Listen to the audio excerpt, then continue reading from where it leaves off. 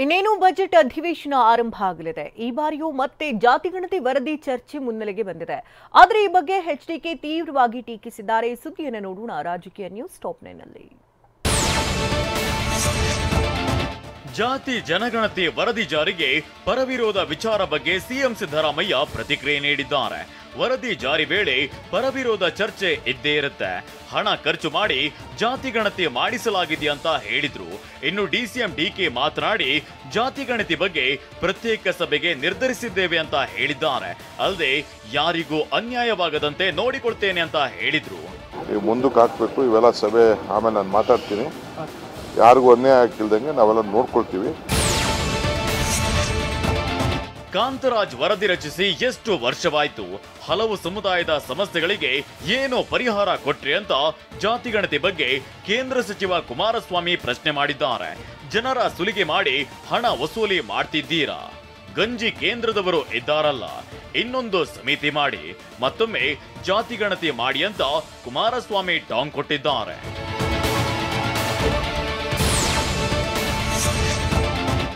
ಏಪ್ರಿಲ್ನೊಳಗೆ JDS ರಾಜ್ಯಾಧ್ಯಕ್ಷರ ಆಯ್ಕೆ ಮಾಡ್ತೇವೆ ಅಂತ ಬೆಂಗಳೂರಿನಲ್ಲಿ ಕೇಂದ್ರ ಸಚಿವ ಕುಮಾರಸ್ವಾಮಿ ಹೇಳಿದ್ದಾರೆ.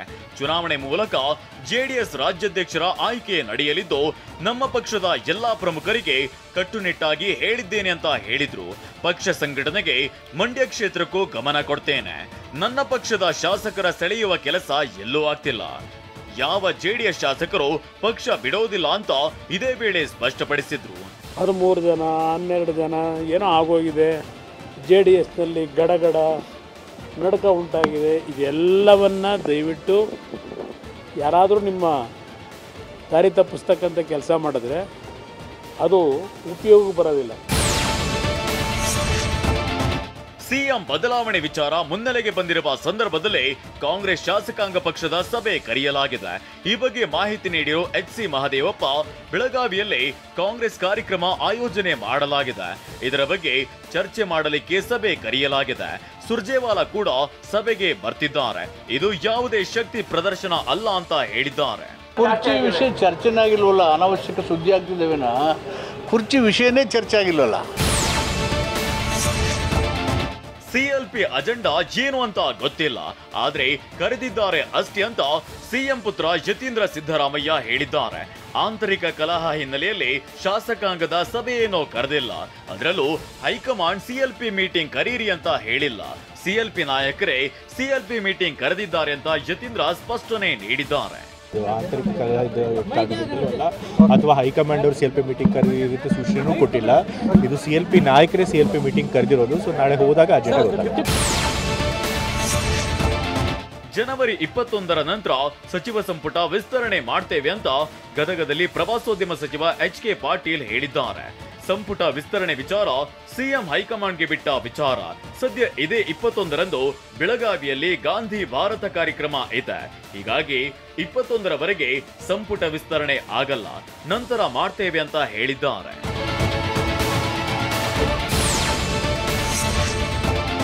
ಸಚಿವ ಸ್ಥಾನ ಸಿಗದ ಕಾರಣ ರೋಣ ಶಾಸಕ GS ಪಾಟೀಲ್ ಅಸಮಾಧಾನ ಹೊರಹಾಕಿದ್ದಾರೆ.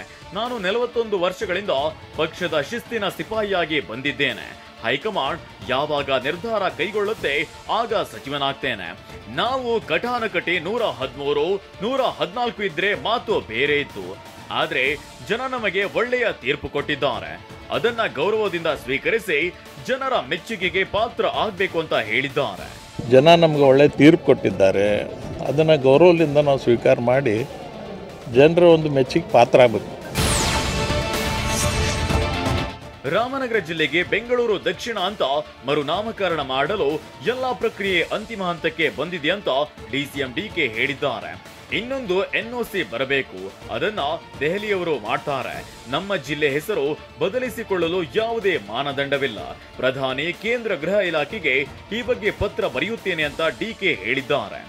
ರಾಮನಗರ ಅಂತ ಮಾಡಿರ್ಲಿಲ್ಲ, ಸೊ ಅದಕ್ಕೊಂದು ಗೌರವ ಬರ್ತದೆ.